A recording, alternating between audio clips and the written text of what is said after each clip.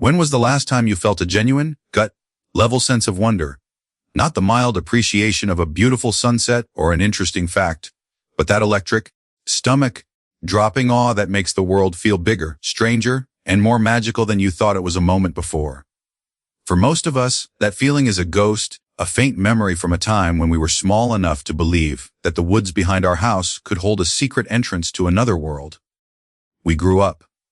We traded imagination for information and wonder for wary certainty. We learned the rules. But what if we unlearned them? What if for just a moment we could find that doorway again? Today we are venturing into a story that, on its surface, appears to be a simple children's adventure, but beneath that surface lies a profound and startlingly relevant parable for every adult who feels that a vital part of them has been lost to the relentless logic of modern life. We are talking about the core human problem of the divided self, the war between our inner skeptic and our inner believer. It's the conflict between the part of you that makes to-do lists, analyzes risks, and demands proof, and the other, quieter part that dreams, intuits, and is willing to take a leap of faith into the unknown. We spend our adult lives fortifying the walls of the skeptic, letting the believer starve in a forgotten corner of our psyche. This slow internal erosion leaves us feeling safe but hollow, competent but uninspired. We become observers of life, not participants in its grand, chaotic magic.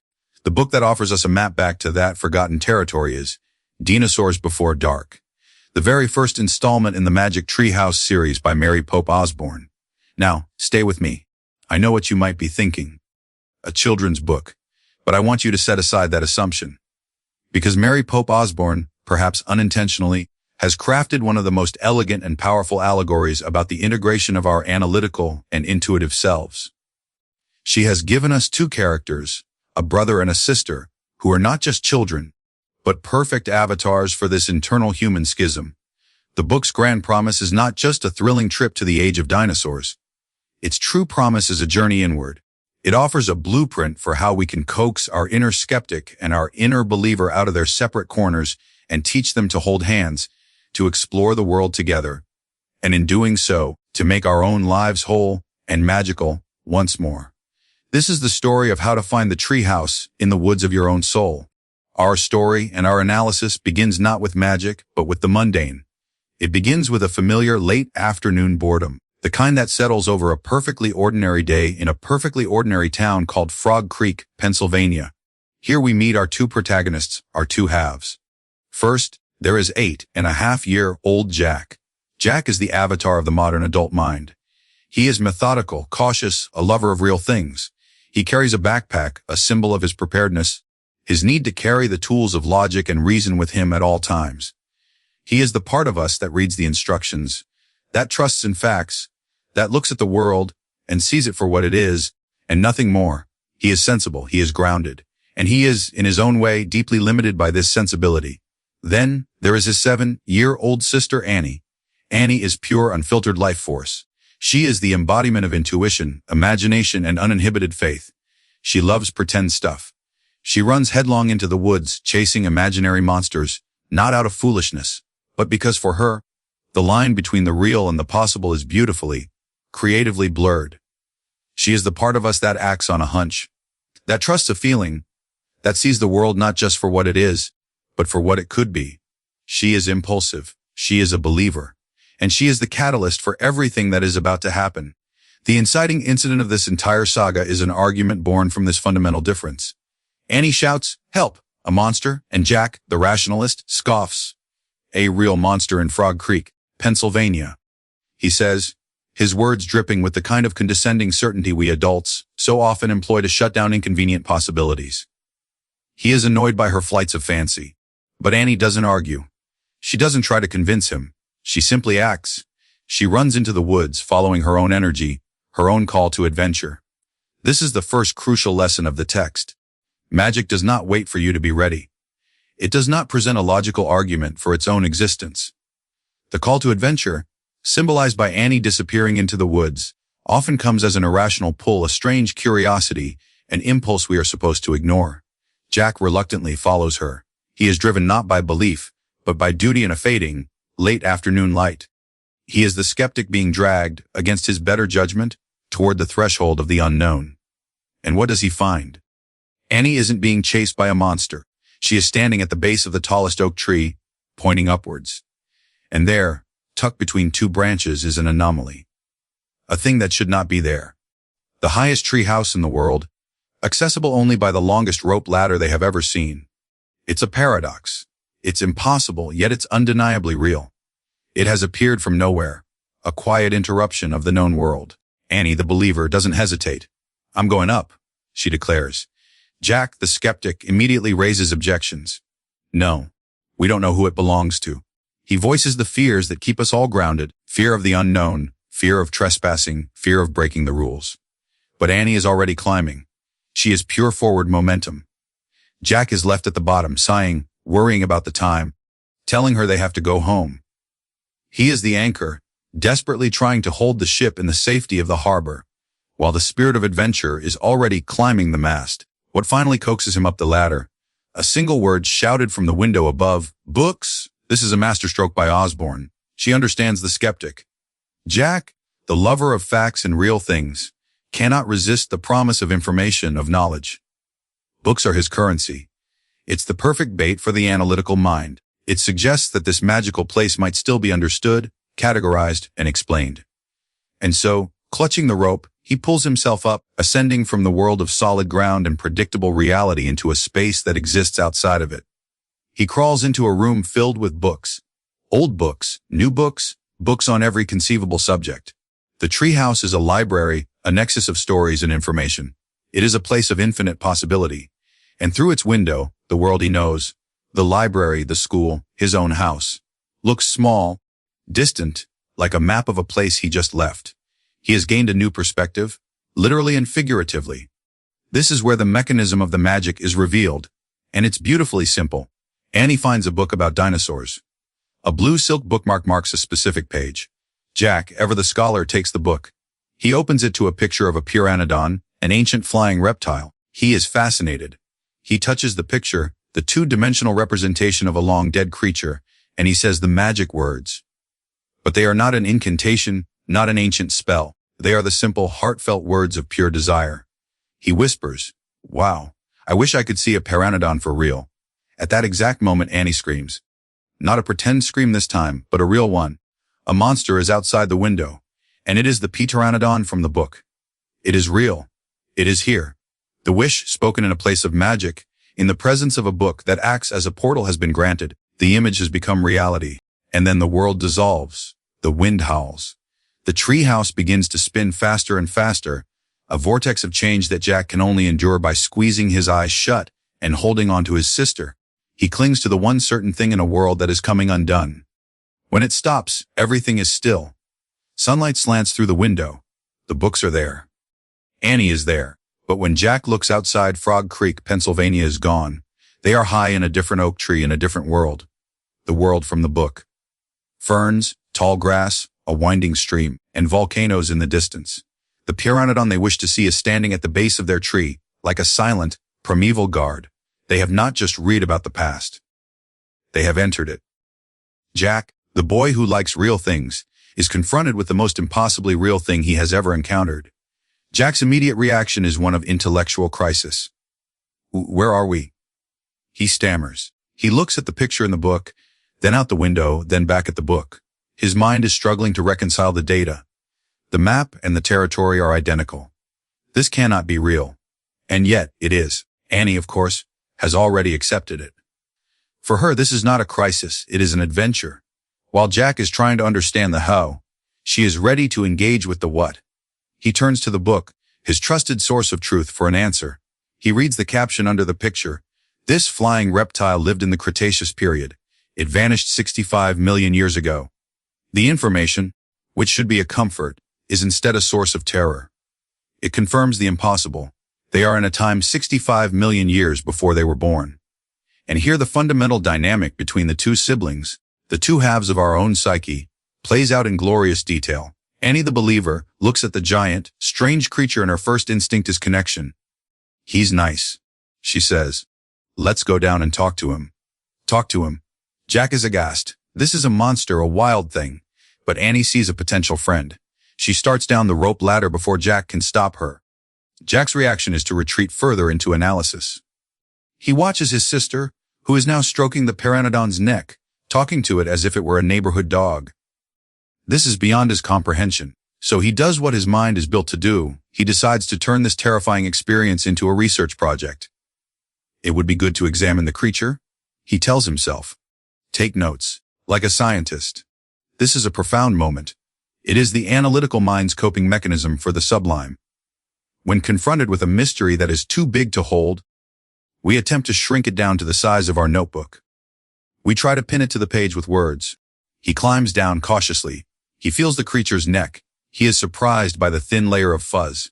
It contradicts his expectation of scaly skin.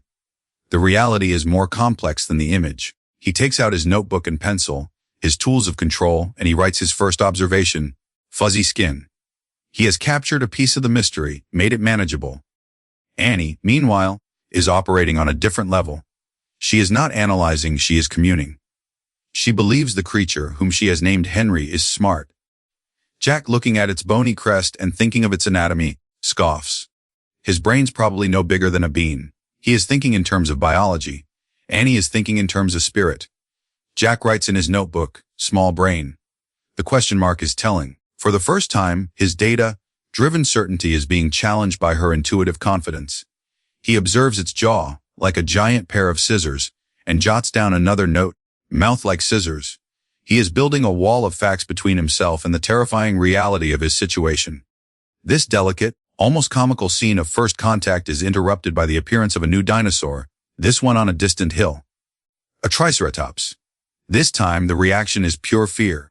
Jack pushes Annie toward the ladder, and they scramble back to the safety of the treehouse, their temporary bastion of logic and order in a chaotic world. From the window, they watch the triceratops. It's huge, like a rhinoceros with 3 horns. Annie's immediate question is practical and primal. Does he eat people? Jack, once again, turns to his source of power, the book. He flips through the pages and finds the entry. He reads aloud. This plant-eating dinosaur weighed over 12,000 pounds. He slams the book shut, relieved. Just plants. No meat. The book has once again provided a crucial piece of information that mitigates the threat. And what is Annie's response to this new information? Let's go see him. Jack thinks she is nuts. But she challenges him with his own values. Don't you want to take notes about him? She asks. We're probably the first people in the whole world to ever see a real live triceratops. She has brilliantly reframed the adventure in terms he can understand, a scientific opportunity, a chance for discovery. She has invited the skeptic to join the believer on her own terms. He agrees, but only after extracting a series of promises from her. A contract for the analytical mind. Just promise you won't pet him. Promise you won't kiss him. Promise you won't talk to him. He is trying to impose the rules of the known world onto this new, wild one. He is trying to manage his sister's chaotic, intuitive energy. Of course, it's a futile effort. They creep down the hill and hide behind a bush, observing the magnificent creature as it eats flowers from a magnolia tree. Jack, the scientist, is in his element. He takes out his notebook. He writes, eats flowers. Annie nudges him, trying to pull him out of his observational mode and into the experience itself.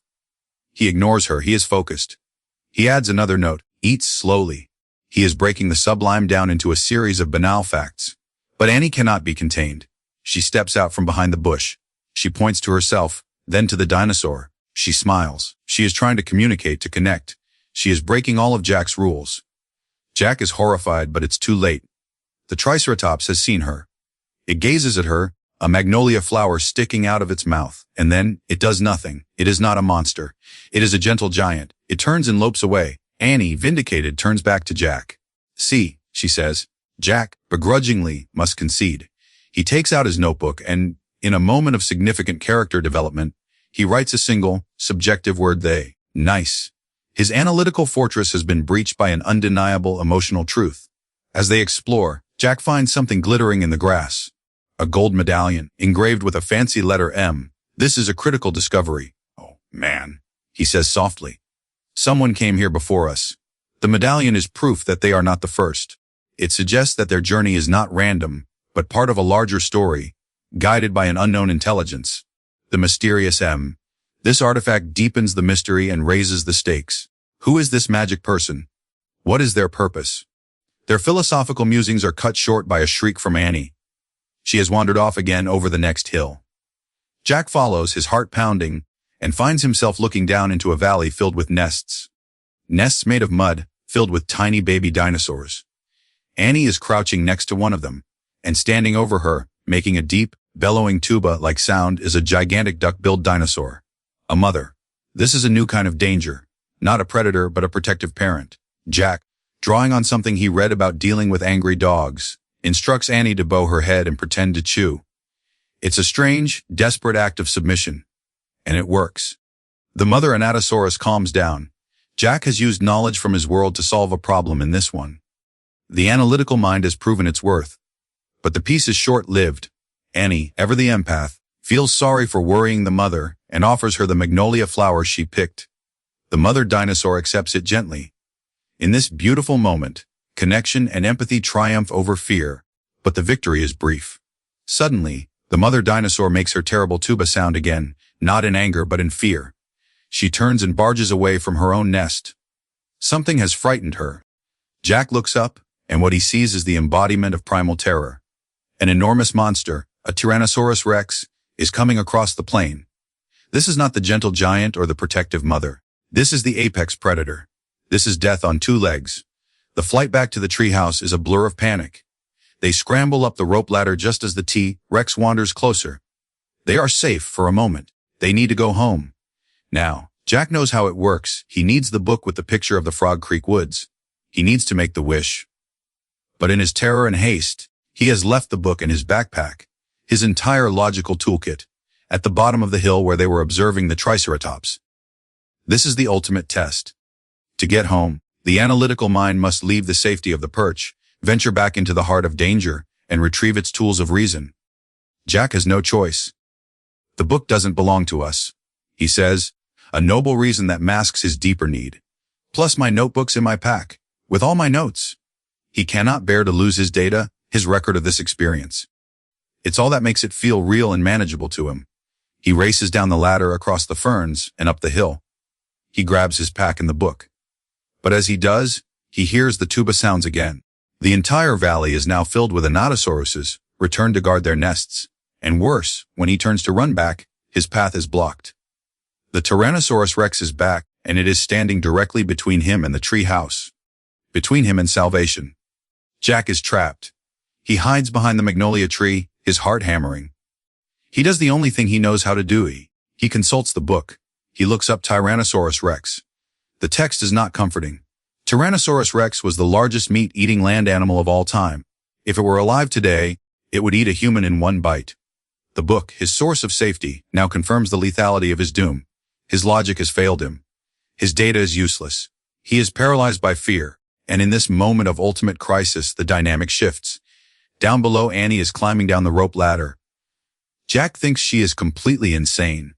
She is walking straight towards the Pteranodon Henry. She is talking to it, flapping her arms, pointing at Jack, pointing at the sky. She is not using logic. She is not consulting a book. She is making a desperate, intuitive appeal. She is acting on pure faith. The T-Rex roars and starts moving toward Jack's hiding spot. The ground shakes. All of Jack's options are gone. And then a giant shadow covers him. He looks up. It's Henry. The Pteranodon, summoned by Annie's plea, is gliding down toward him. It lands, staring at him with its bright, alert eyes. The message is clear, though unspoken. Climb on. Jack's logical mind rebels. But I'm too heavy, he thinks. It's a thought based on physics, on reason. But the T-Rex is getting closer. A voice in his head, or perhaps it is Annie's spirit, now internalized, says, "Don't think." In this final moment, Jack abandons his analytical paralysis. He surrenders. He shoves his book in his pack, throws his leg over the creature's back, and holds on for dear life. The Pteranodon lifts off the ground. They teeter, almost fall, and then they are soaring into the sky, leaving the snapping jaws of the Tyrannosaurus behind. The ride is a moment of pure, transcendent grace. Jack, the boy who was just moments ago paralyzed by factual terror, now feels like a bird. He is light as a feather. He has surrendered to the magic, and it has saved him. The creature carries him over the valley, over the Triceratops, and deposits him safely at the base of the magic treehouse. The journey home is a frantic rush. The T-Rex is now charging the oak tree itself. It slams against the trunk, shaking the little house. Jack and Annie tumble among the books. Jack finds the Pennsylvania book, flips to the picture of their woods, and with all the desperation and belief he can muster, he shouts the wish. "I wish we could go home." The wind begins to moan, the treehouse begins to spin, and the world dissolves once more. When he opens his eyes, a bird is singing. He is still pointing at the picture of the Frog Creek woods. Outside the window is the same familiar view. The golden, late afternoon light is identical. No time has passed. They hear their mother calling them for dinner.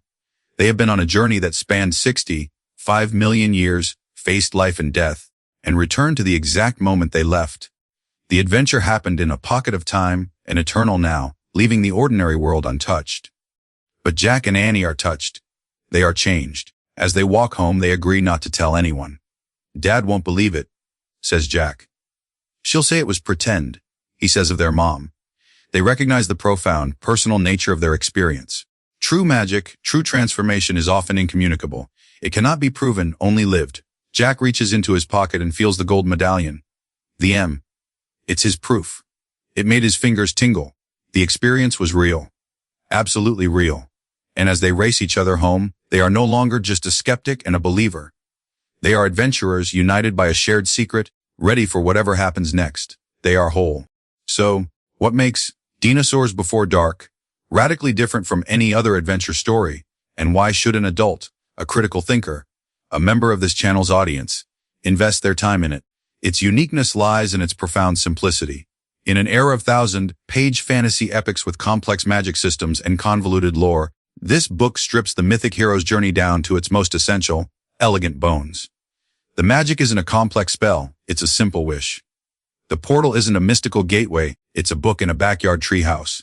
This simplicity is its genius.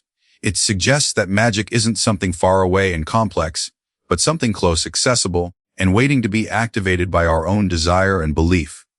This book is for the overthinker, the recovering cynic, the person who feels a quiet grief for the loss of their own childhood wonder. It's for anyone who recognizes within themselves the constant, draining battle between their own inner Jack and their inner Annie. It's a manual for bridging that divide. Who is this book not for? It is not for the reader seeking gritty realism, moral ambiguity, or complex adult-themed fantasy. Its power is not in darkness, but in its unwavering, crystalline light. It is a parable, and its value is in the clarity of its message. The single most valuable takeaway you will be left with, long after you finish the last page, is this: your analytical mind and your intuitive spirit are not opposing forces. They are partners. Jack, the skeptic, could not have survived without Annie's faith, and Annie, the believer, needed Jack's knowledge to navigate the dangers they faced. The journey is not about one side defeating the other. It is about their integration. It's about learning to take notes while still being open to the miracle, to analyze the danger, while still trusting in the magic that will save you. It's about putting the book down and climbing on the back of the monster. This summary has been a map of a very special territory. We've pointed out the landmarks and described the terrain, but to truly experience the journey, you have to walk the path yourself. Reading Dinosaurs Before Dark as an adult is not about revisiting a children's story. It is an active meditation on re-enchanting your own world. It is an invitation to find that dusty, forgotten rope ladder in the back of your own mind, and to have the courage to start climbing. To truly understand the magic, you have to let Mary Pope Osborne's simple, perfect words whisper to you, and you have to be willing to make the wish. The link to purchase this little book with a very big soul is in the description below. Go get your copy. Your inner child and your inner adventurer will thank you. And please, like this video and subscribe to the channel for more journeys into the heart of great books. Now, go be brave. Go find your treehouse.